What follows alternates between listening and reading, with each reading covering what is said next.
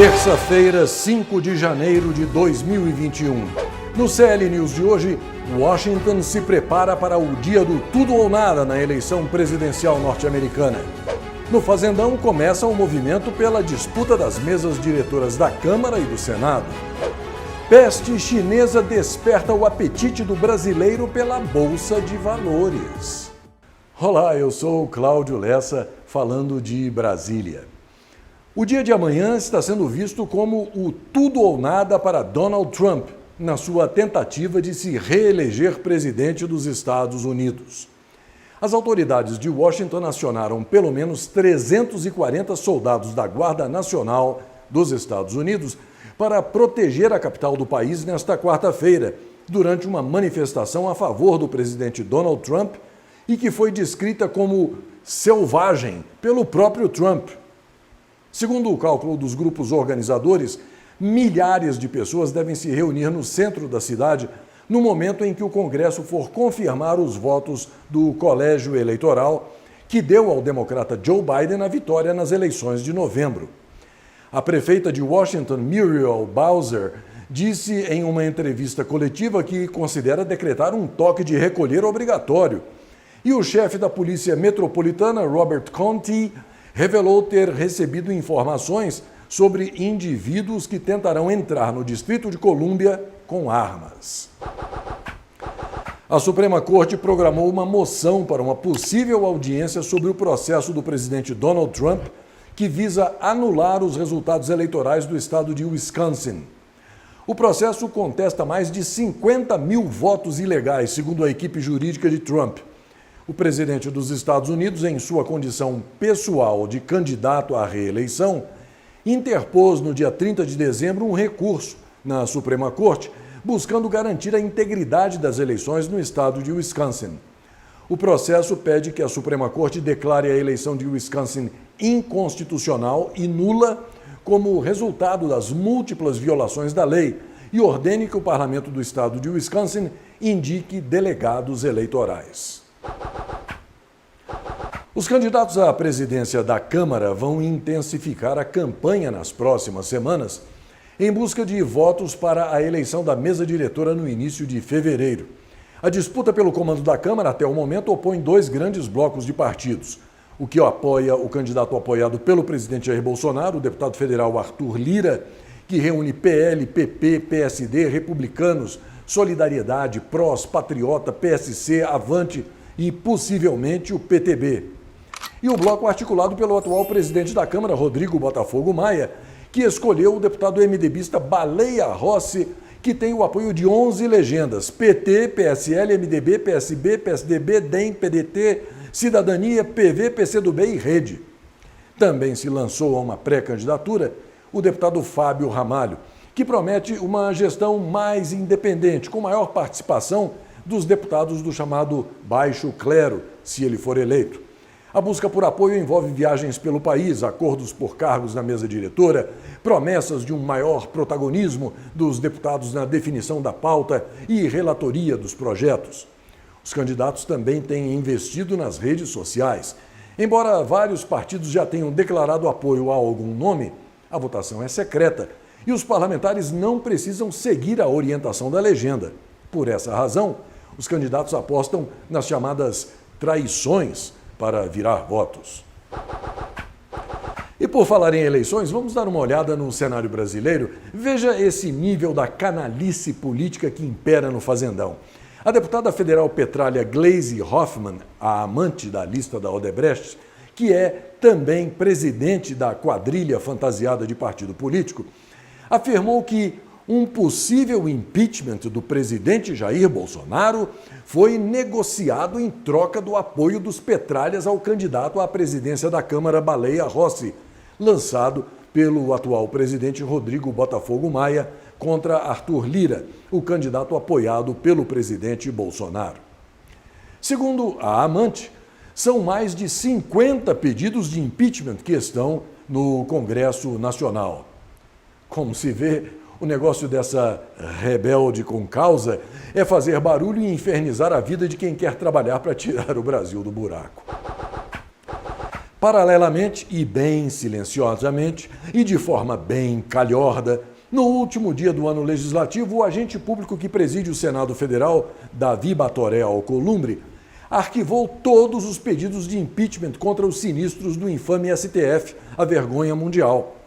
Batoré engrenou uma segunda e também jogou no lixo 2 pedidos de impeachment contra o PGR, Augusto Aras. No total, foram 38 pedidos de impeachment, sendo que o principal alvo, com 17, era o truculento sinistro Lex Luthor de Moraes, que opera um esquema ilegal e inconstitucional de repressão ao que ele chama de fake news e atos antidemocráticos. Agora tudo volta a estaca zero quando se fala na remoção desses urubus togados. Em conversa com apoiadores no Palácio do Alvorada, o presidente Jair Bolsonaro lembrou hoje a responsabilidade de alguns veículos de comunicação na tentativa incessante de desgastar o governo e de agravar a crise econômica gerada pela peste chinesa. Bolsonaro reiterou as dificuldades que o país vem passando. Chefe, o Brasil está quebrado, chefe. Eu não consigo fazer nada. O senhor passou por nada. Eu queria mexer na tabela de imposto de renda. Né? Teve sim. Não quer. Esse vírus potencializado pela mídia que nós temos, essa mídia sem caráter que nós temos. É verdade. Mas o povo está alerta a isso. É um trabalho incessante de tentar desgastar para retirar a gente daqui, para voltar alguém para atender os interesses escusos da mídia. A peste chinesa, quem diria, né? Despertou o brasileiro para o investimento na Bolsa de Valores. Mais de 3 milhões de pessoas físicas fizeram aplicações nesses investimentos, o dobro do ano passado. Muitas delas pela primeira vez. Em 2020, os bancos centrais do Brasil e de outros países reduziram drasticamente ou até mesmo zeraram a taxa de juros para enfrentar os efeitos nefastos da crise sanitária na economia, o que contribuiu para os investimentos na Bolsa. Por outro lado, muitos preferiram não arriscar e optaram pela caderneta de poupança, que teve captação recorde de mais de R$ 1 trilhão até o dia 31 de dezembro. O Banco do Brasil está desinchando. A instituição anunciou a venda de 1.400 imóveis, com descontos de até 70%. A iniciativa faz parte do plano de desinvestimentos do banco. Na lista estão terrenos, casas e apartamentos com valores que vão de R$ 15 mil a R$ 21.700.000. A maioria dos imóveis está na região Nordeste, seguida do Centro-Oeste. Os interessados têm até o dia 15 deste mês para fazer ofertas. No ano passado, o Banco do Brasil vendeu 770 imóveis próprios, pelo site Seu Imóvel BB, por leilão online e por venda direta. A Associação Brasileira das Indústrias de Calçados calcula que o segmento deverá produzir 774 milhões de pares de sapatos este ano. A quantidade representa um aumento de 19% em relação a 2020, quando foram fabricados 650 milhões de calçados, o que representou uma queda de 28% ao se comparar com 2019, claro. Conforme a entidade, o setor foi duramente atingido pelas medidas de isolamento social em razão da fraudemia de matéria plástica. E o desempenho não foi pior graças às medidas de estímulo adotadas pelo governo federal. Entre elas estiveram a suspensão temporária dos contratos de trabalho, a flexibilização da jornada de trabalho e a desoneração da folha de pagamentos. Entre outros pontos, a Abicalçados garante que a pauta do ano será a renovação e a ampliação do direito anti-dumping, que é aplicado contra calçados importados da China. Você se lembra do ano passado com os preços do arroz e do feijão pela hora da morte? Pois é, isso ficou no passado. Os economistas apostam que os aumentos dos preços dos alimentos vão ser menores este ano, numa acomodação do mercado, graças principalmente ao dólar mais controlado. Segundo levantamentos da Fundação Getúlio Vargas, que fazem o acompanhamento dos preços no atacado entre produtores agrícolas e indústrias, a tendência de alívio dos preços dos alimentos começou em dezembro passado, a exemplo da queda do quilo do arroz, que chegou a ser vendido por até R$ 40 em 2020, o ano da peste chinesa. Para simplificar e desburocratizar a vida do cidadão brasileiro, já está valendo a digitalização do Certificado de Registro de Veículo, o CRV, do Certificado de Licenciamento Anual, o CLA, e do Comprovante de Transferência de Propriedade, o antigo DUT. A mudança entrou em vigor com a resolução do Conselho Nacional de Trânsito, publicada ontem. Os certificados agora serão integrados ao Certificado de Registro de Licenciamento do Veículo, o CRLV-E. E o DUT se desvincula do CRV para se transformar na Autorização para Transferência de Propriedade de Veículo, a ATPVE. Segundo o CONTRAN, a medida vale para veículos registrados a partir do dia 4 de janeiro. Os documentos expedidos antes disso, impressos em papel moeda verde, continuarão valendo.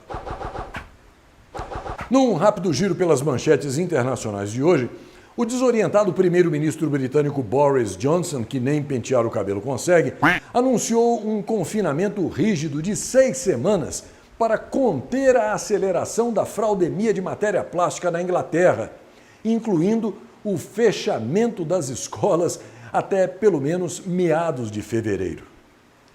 Um atum vermelho atingiu o valor de 165 mil euros no primeiro leilão do ano no mercado de Toyosu, em Tóquio.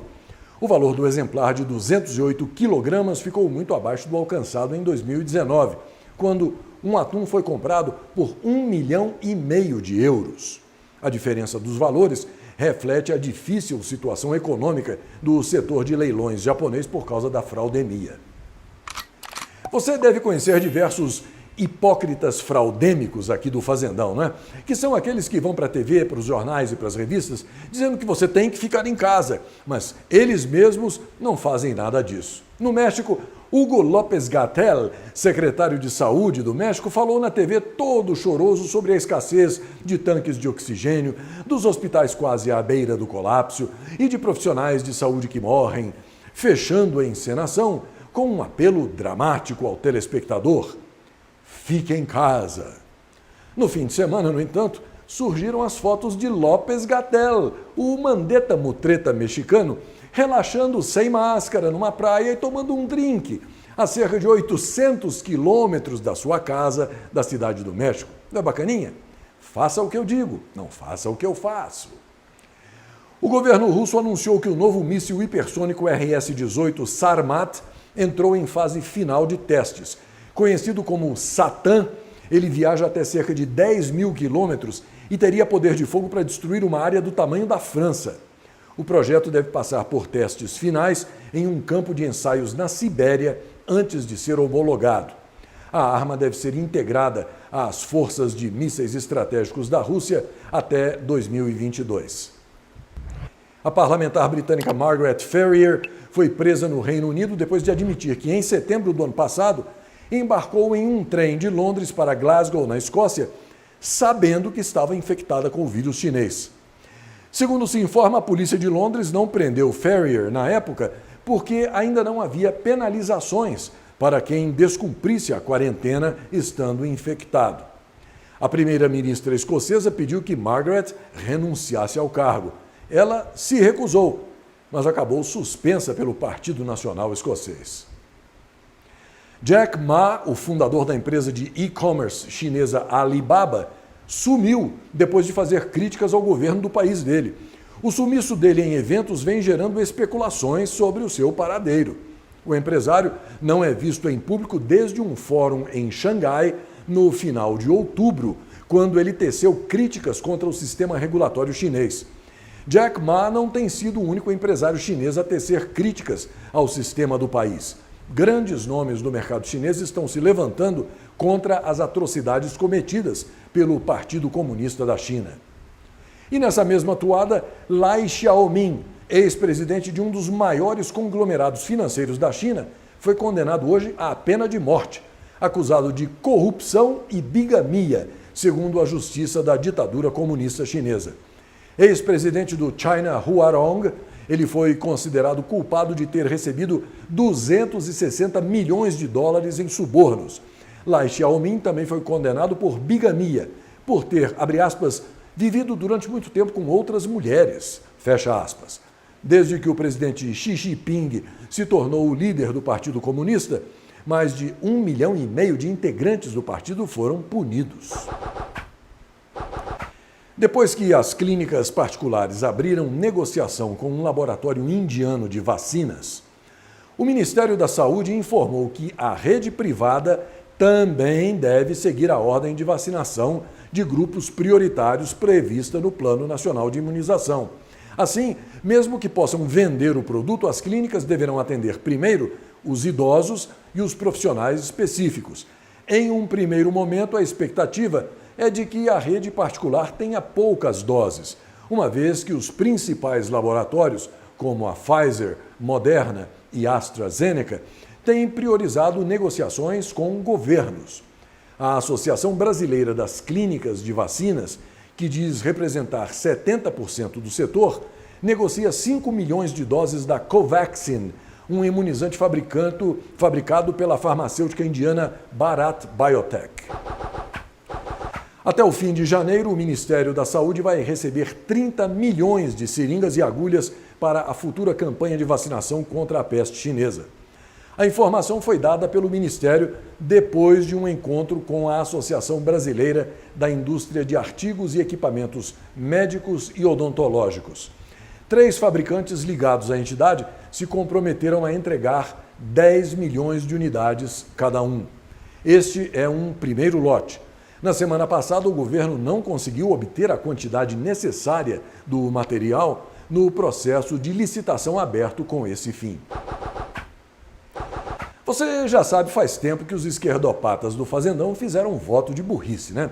Alguns já nasceram burrinhos, nem precisaram fazer votos. Só conseguem mesmo aprender a fazer gestos pseudo-agressivos como esse aí do lado, com o punho cerrado. Veja só o que se passou. 5 vereadores eleitos do PSOL, PT e PCdoB, da chamada Bancada Negra, sendo que um deles é esse aí, se recusaram a cantar o hino do Rio Grande do Sul durante a solenidade de posse, na última sexta-feira, por considerarem parte da letra racista. Esses, além de burros de pai e mãe, foram desrespeitosos e indisciplinados.